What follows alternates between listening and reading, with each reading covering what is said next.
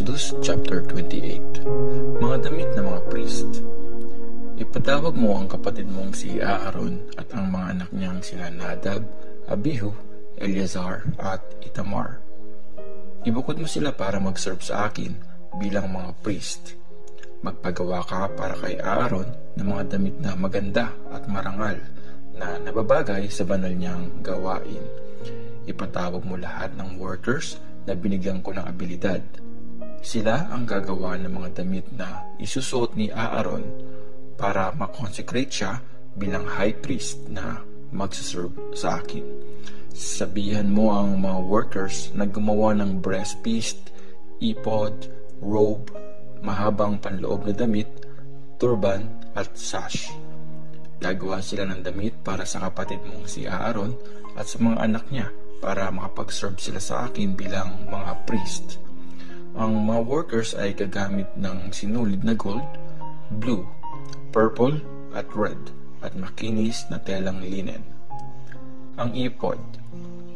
Gagawin nila ang ephod gamit ang sinulid na gold, blue, purple at red at makinis na telang linen at bubordahan ng maganda.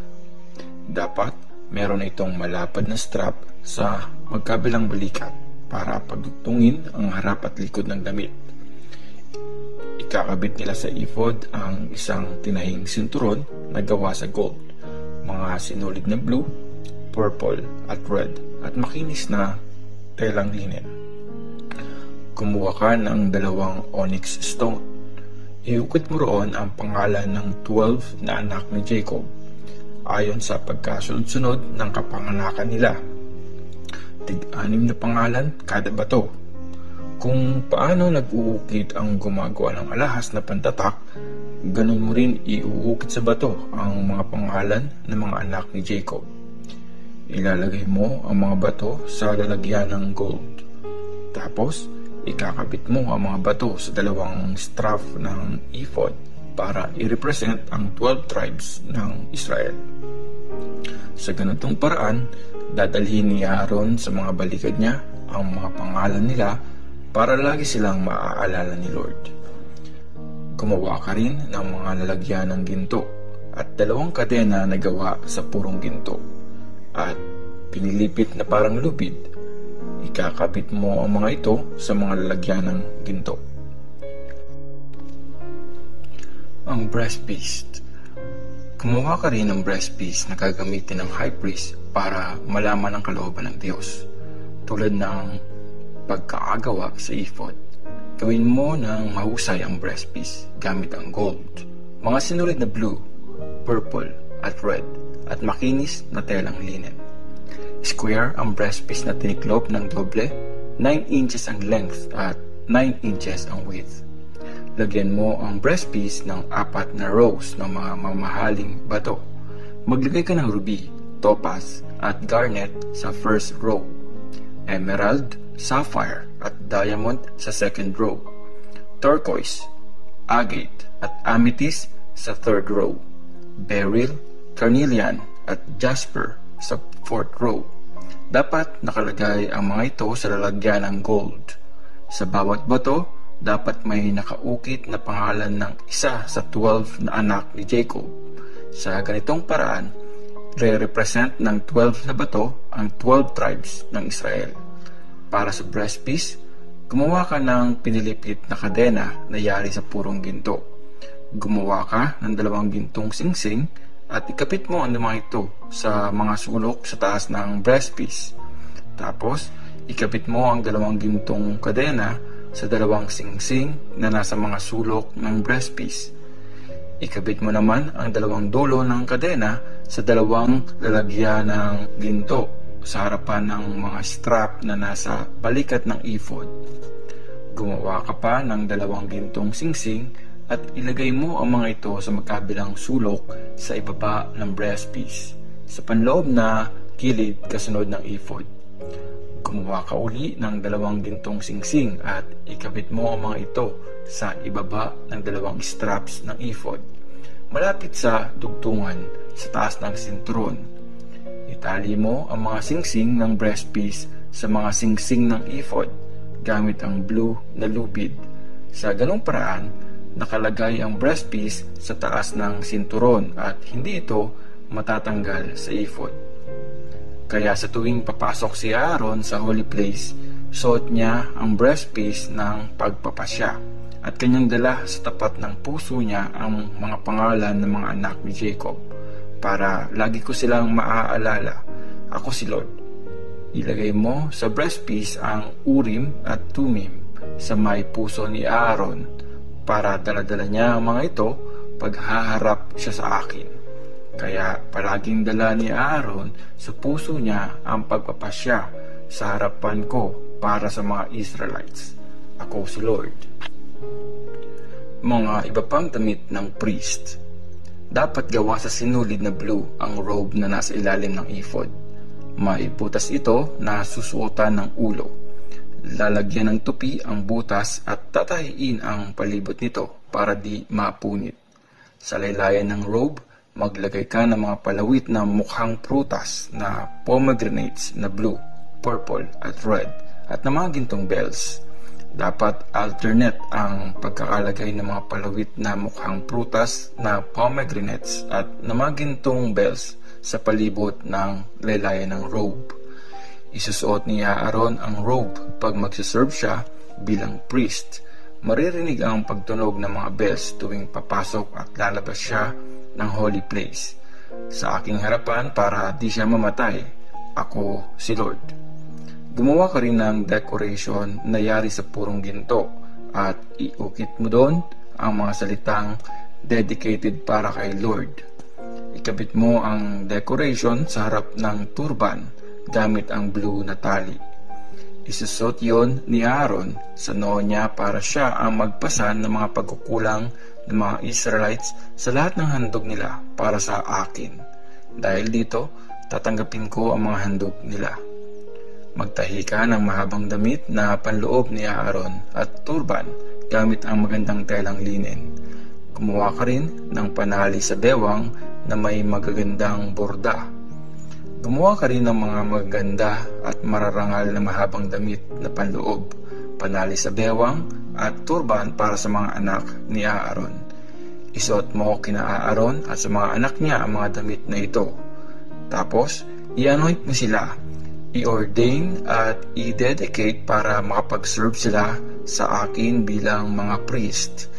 Gamit ang telang linen, magpagawa ka rin ng shorts na mula bewang hanggang hita ang haba. Gagawin mo ito para di makita ang maselang bahagi ng katawan nila. Isusuot ni Aaron at ng mga anak niya ang shorts pag pumunta sila sa banal na tent o pag lumapit sila sa holy place para mag-serve sa akin sa altar bilang mga priest.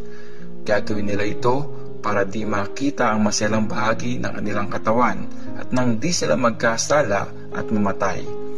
Permanente ko ng utos ito para kay Aaron at sa mga descendants niya.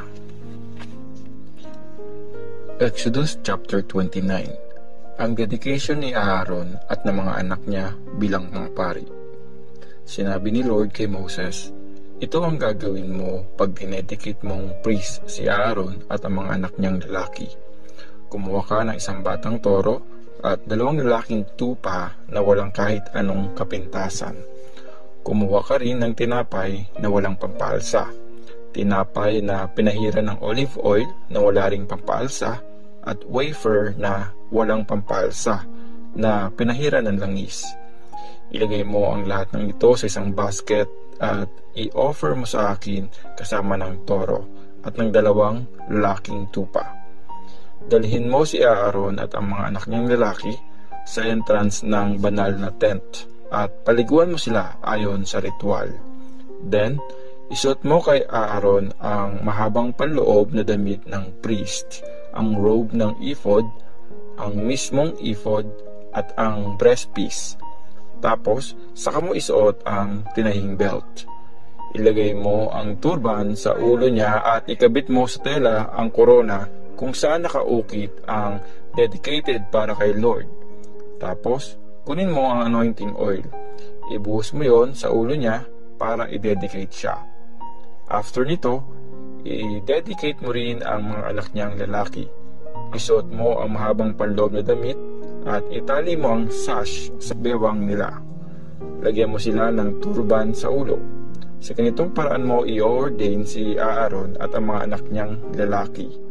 Magiging priest at forever nang magsiserve sa akin ang lahi ni Aaron. Dalhin mo ang toro sa harap ng banal na tent. Sabihin mo kay Aaron at mga anak niyang lalaki na ipatong ang mga kamay nila sa ulo ng toro. Patayin mo ang batang toro sa harapan ko doon sa entrance ng banal na tent. Kumuha ka ng konting dugo ng toro at gamit ang daliri mo, pahirin mo ng dugo ang mga sungay ng altar. Ibuhos mo sa pana ng altar yung matitirang dugo. Tapos, kunin mo lahat ng taba ng laman loob, ang taba ng atay, at ang 2 kidney, pati na ang mga taba nito. Sunugin mo ang mga ito sa altar para umakyat ang usok sa akin bilang offering. Pero dapat mong sunugin sa labas ng camp ang karne ng toro, ang balat at mga intestines nito. Ito ang offering para sa kasalanan ng mga priest. Pagkatapos, kunin mo ang isang lalaking tupa at sabihan mo si Aaron at ang mga anak niya na ipatong ang mga kamay nila sa ulo nito. Patayin mo ang tupa, kunin ang dugo nito at ikalat sa lahat ng gilid ng altar. After nito, katayin mo ang tupa. Hugasan mo ang mga laman loob nito, pati ang mga paa, at ilagay mo sa altar kasama ng ulo at iba pang parte nito. Sunugin mo ang buong lalaking tupa bilang food offering dahil nasisiyahan ako sa mabangong amoy nito. Tapos, kunin mo ang isa pang lalaking tupa at sabihan mo si Aaron at ang mga anak niya na ipatong ang mga kamay nila sa ulo nito. Patayin mo ang tupa, kumuha ka ng konting dugo at ipahid mo ito sa malambot na parte ng kanang tenga ni Aaron at ng mga anak niya. Pahiran mo rin ang hinlalaki ng kanilang kanang kamay at paa. Tapos, ikalat mo ang mga natirang dugo sa lahat ng gilid ng altar. Kumuha ka ng konting dugo sa altar at konting anointing oil. Wisikan mo si Aaron at ang mga anak niya, pati ang mga damit nila. Dahil dito, nakadedicate na sila sa akin, pati ang mga damit nila. Kunin mo ang taba ng tupa, ang matabang buntot, ang tabang nakabalot sa laman loob, ang taba ng atay, at ang 2 kidney kasama ang taba, pati ang kanang hita. Doon sa basket na inoffer sa akin, kumuha ka ng tig-isang klase ng tinapay.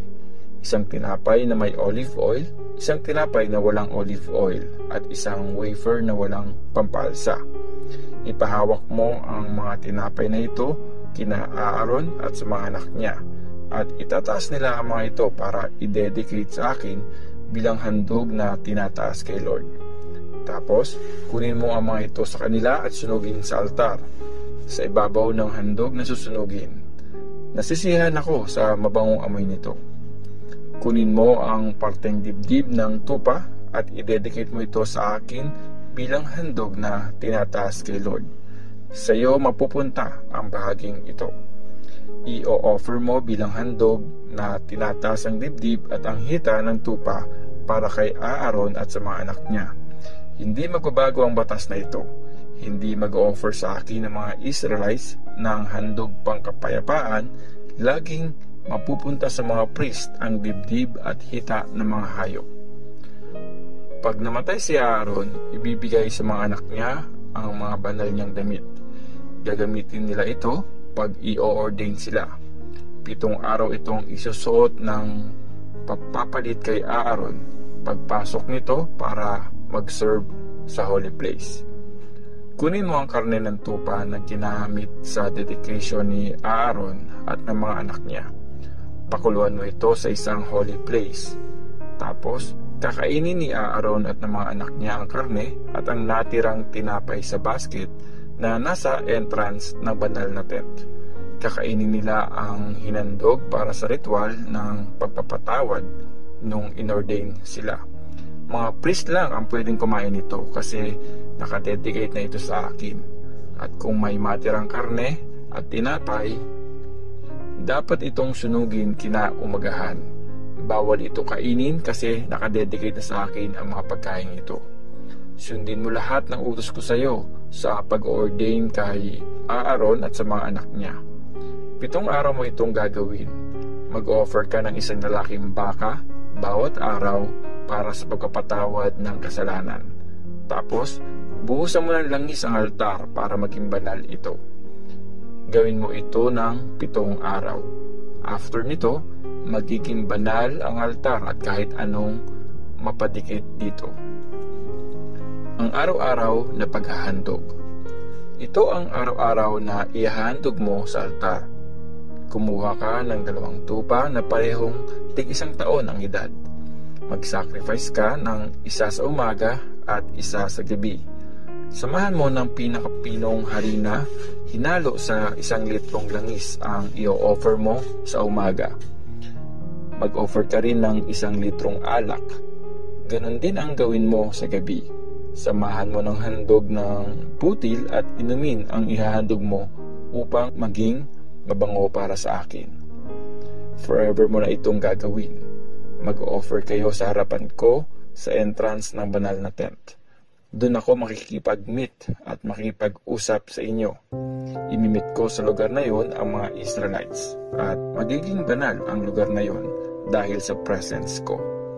Gagawin kong banal ang tent pati ang altar at i-consecrate ko si Aaron at ang mga anak niya para mag-serve sa akin bilang mga priest. Maninirahan akong kasama ng mga Israelites at ako ang magiging Diyos nila. Malalaman nilang ako si Lord, ang Diyos na naglabas sa kanila mula sa Egypt. Maninirahan akong kasama nila. Ako si Lord, ang Diyos nila.